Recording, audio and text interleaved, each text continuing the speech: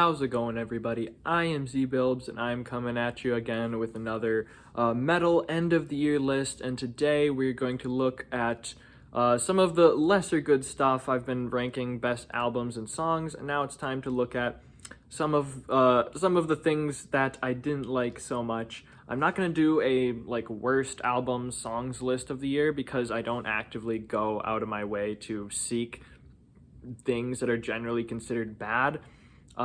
So for me, I'm just gonna go over some albums that I was looking forward to, whether or not they had good or bad views. I went into it hoping that it was something interesting, and with all of these, I was generally let down.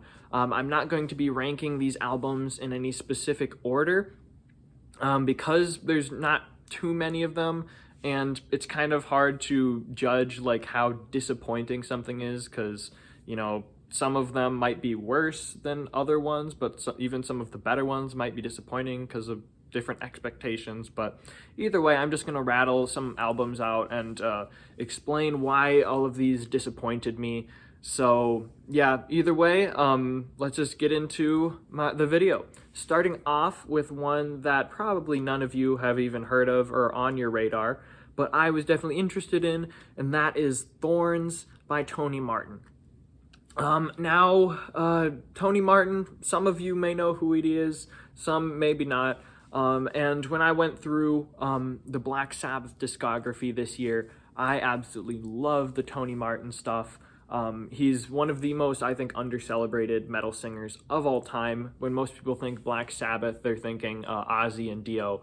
And Tony Martin, honestly, in terms of vocal quality, I think he is right up there with them. I absolutely loved Headless Cross and Tear. There's I think some of the best Black Sabbath songs are sung by Tony Martin. I think he's such an underrated singer. And so when I saw that he made a solo album this year, I was curious and cautiously optimistic because I do think that Tony Martin is incredibly talented. And sadly, after I listened to this album, I was quite disappointed because it just isn't a very good album, to be honest. Now, it's one that, it's tough because I almost still would want to recommend this just because I think Tony Martin is such an under-celebrated singer, and the one great thing from this album is his vocals. He sounds as good as ever, even though he's probably in his 60s now or something. He sounds great on this album, but clearly the people he had around him that were helping him with this album, that were, writing the songs or producing it or whatever, were not up to snuff because this is really just a boring album. I'm be honest, there's no really interesting riffs in it. There's nothing that really just sticks with you. It's kind of just like song after song of just kind of just uninteresting songs. I don't know. It's not all bad.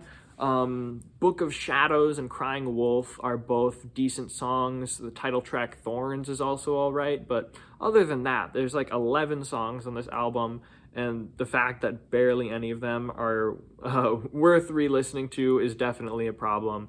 So overall, it's not too disappointing because there was absolutely zero hype or expectations around this album for most people. There was for me because I love Tony Martin. But maybe go check it out if you're a fan of Tony Martin. If you're not, definitely stay away from this album. But yeah, that's what I got. Thorns is my first disappointing album of the year. Most of you didn't even hear of it, so let's get into some actual albums that you may have heard. Well, actually, here's another one most people probably haven't heard, because my next disappointing album is The Saberlight Chronicles by Fellowship. Now, I had never heard of Fellowship or The Saberlight Chronicles, but when I was going through and I was listening to a handful of albums at the end of the year so I could try to make my albums of the year list, I was looking at a lot of power metal albums because obviously I'm a huge fan of power metal, and one that almost across the board is being put up as one of the best, if not the best, power metal album of the year is this album, The Saberlight Chronicles by Fellowship. Now, this album, I think, is a good example of, a lot of times I ask myself, do I like this song or this album just because it's power metal or because it's an actually good song? And because I'm like, oh, am I just biased to everything power metal? And some of you guys may think that too. But this is an example of a highly acclaimed power metal album that I did not care for in the slightest. I listened through, honestly, like, I couldn't even tell you a single song in this album because I could not even finish it. Maybe I didn't give it a fair shot or anything, but I got 3/4 of the way through this and I was like, I cannot do this. This is trash. Like, obviously, what's good about this album, you can tell that there's a lot of passion and love for the project that these guys are doing. The instrumentals, it's well produced, it's well sung, everything is put together in a competent, interesting manner.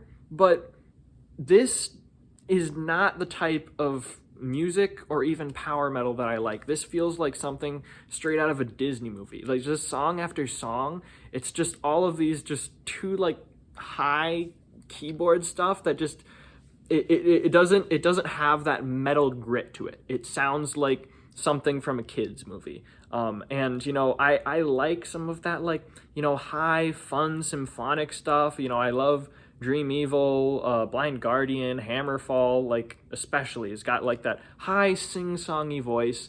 But when that high sing-songy voice is just melded with like a high sing-songy feel to it, and like every single song just feels so like, yay, like, it's not my thing. My favorite power metal, Sabaton, it's very much power metal, but it's also got a deeper, like, more intense grit to it too. And there is absolutely no grit to this album at all. So it's probably a personal thing. I'm sure most people love this album because it is obviously very well put together. But for personal taste, this album did not do it for me at all.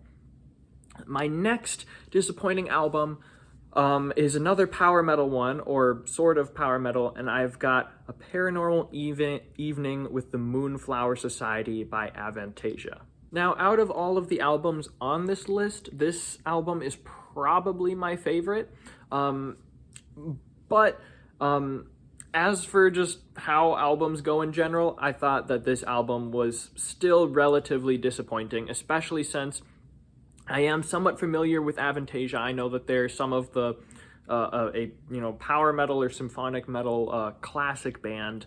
The singer of this used to be like the singer of Ed Guy, who's also a significant power metal band. So I was looking forward to this album a decent amount just by reputation alone. But I don't know, this didn't really do it for me. There's a handful of decent songs. I even gave one of them an honorable mention for Song of the Year. The Wicked Rule the Night, I think, is a great song. There's some other good ones. The Inmost Light, Michael Kiske, is great. There's some good guest singers. The Moonflower Society and Scars are also solid. So there's some interesting stuff here for sure. There's some great talent, but similarly to the Saberlight Chronicles, this does have just a bit too much of that almost Disney-esque power metal that just, I don't know, it doesn't sit with me. I didn't quite have that grit to it, but even beyond that, just the Disney style, there just wasn't that much just interesting elements to this that really stuck with me. For me, like, the most important thing when it comes to power metal is it's got to be memorable. If there's a power metal song that, goes through a powerful, epic, awesome chorus, and or obviously it wouldn't be powerful or epic or awesome if it's not memorable, because that's like the essence of power metal is, it's catchy, it drives it into your brain, it's something you jam along to. And if you're not remembering it, then chances are it's not doing its job well. And I think that's just kind of the case for this. It's competently produced, it's got great talent on it, but it's just really not that memorable. So it ended up being relatively disappointing. So moving on, we're done with going over some power metal albums. Let's move on to some legacy albums, or album at least, or band. And firstly, with this legacy band, I have Queensryche with Digital Noise Alliance.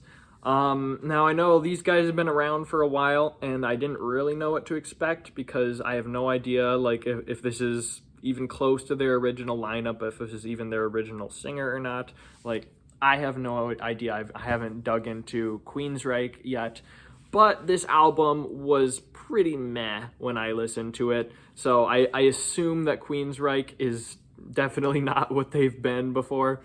I mean, it wasn't bad by any means. There were some decent songs here and there. Lost in Sorrow, Nocturnal Light, Out of the Black, and Realms were all competent songs. But once again, most of these songs kind of just in one ear, out the other, just kind of like, yeah. Just kind of boring. And I mean, it's not quite power metal, although I think Queensryche is considered, like, some of their early stuff is considered power metal. So it's less about having those fun, energetic choruses. So obviously I try to go into non-power metal albums having a different type of listening ear. But even still, this album, it lacked any, like, super memorable riffs. It lacked any just interesting instrumentality to it. Obviously, as I mentioned, there are some good songs, there's some good stuff here and there, but definitely the good stuff in this album was just lacking. It was far too few for my liking, so it ended up being a relatively disappointing album for me. Moving on to another album that was disappointing, I have got Divisive by Disturbed. Now, for most of you Disturbed fans or haters out there, I know Disturbed is kind of infamous these days. I know most people haven't been, at least, the elitist metal people don't usually love Disturbed or their new stuff at all. I haven't dove into Disturbed's discography yet, but I like a lot of their stuff that I've heard, at least classic songs. I'm even a defender of Sound of Silence, so going into this, I like a lot of Disturbed, and I was going in with an open ear, and I was left pretty darn disappointed. As I mentioned, it's got, I think, one of the best, or my favorite songs of the year with Bad Man, but besides from that, it's not very good. It's got some other pretty interesting ones. I like the title track, Divisive. Unstoppable is good, Hey You is good, but other than that, just song after song, there's nothing really interesting. It's just kind of the same beats over and over. It feels tired. It feels repetitive. I think they have, like, the singer of Heart on one there for more of, like, a lighter ballad to it, but it ends up just being just, once again, just incredibly boring. So once again, not bad album, but I'm starting to understand some of these people who are like, Disturbed is bad these days, like, da-da-da-da-da. I wouldn't say this album is bad for sure, but not good by any means. So Divisive is, once again, one of my disappointing albums of the year. And lastly, this is going to ruffle a few feathers. I have got The Sick, The Dying, and The Dead by Megadeth. Now, this one's probably on my thumbnail, so you might have even clicked on this album to have me explain why this album was disappointing to me. So I will do my best, but firstly, I'd like to say there might be a bias going into this album, just the fact that this is my first Megadeth album that I've gone all the way through. All the other Megadeth I've heard has just kind of been bits and pieces here and there. So maybe I'm just not fully attuned to that Megadeth style to fully appreciate this album. Now, that being said, I do stand by that I think this album isn't spectacular. From what I've seen, most people seem to love this album and say that it's one of their better albums, at least in recent years. So, I mean, I have no idea how good it is compared to other stuff, but overall, it was just, I don't know, it didn't really do anything for me. Now, there were some good songs in there. I'm not going to discount them. I even had an honorable mention. Soldier On is my favorite from the album. Other good ones, We'll Be Back, Night Stalkers, The Sick, The Dying, and The Dead, and there were a couple other, like, alright ones here and there. But even the ones that I liked, I mean, it really just, the style kind of felt predictable when it was at its best, almost. Like, We'll Be Back, like, Obviously, Dave Mustaine is excellent on guitar. It's got excellent guitar work.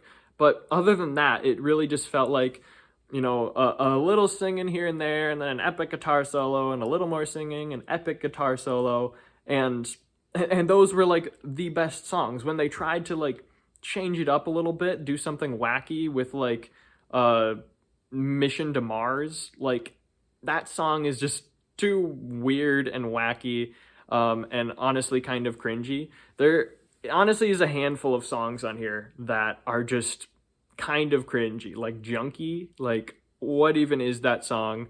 Or like what's the song? The one is like the your kind is so hateful, da da da da da. Here's the title of that song, but that one, the main chorus was incredibly cringy too. So kind of just this song is held back. Well, it's a technically in terms of like instrumentality, it's very competent. It's got some really interesting stuff, but for me, just in terms of memorability, besides the incredibly cringy stuff that they had here and there, which I know a lot of people, maybe that's just Dave Mustaine's thing, and I don't know, for me it's cringy, for most people it isn't.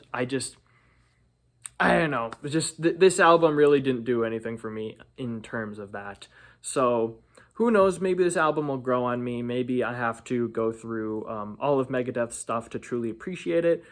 But yeah, that is my last album. That is one of my disappointing albums of the year. So those were a few disappointing albums for me. Let me know in the comments what albums disappointed you this year. What other videos would you like to see me do in the future? But yeah, that is all I've got for you. I will see you later.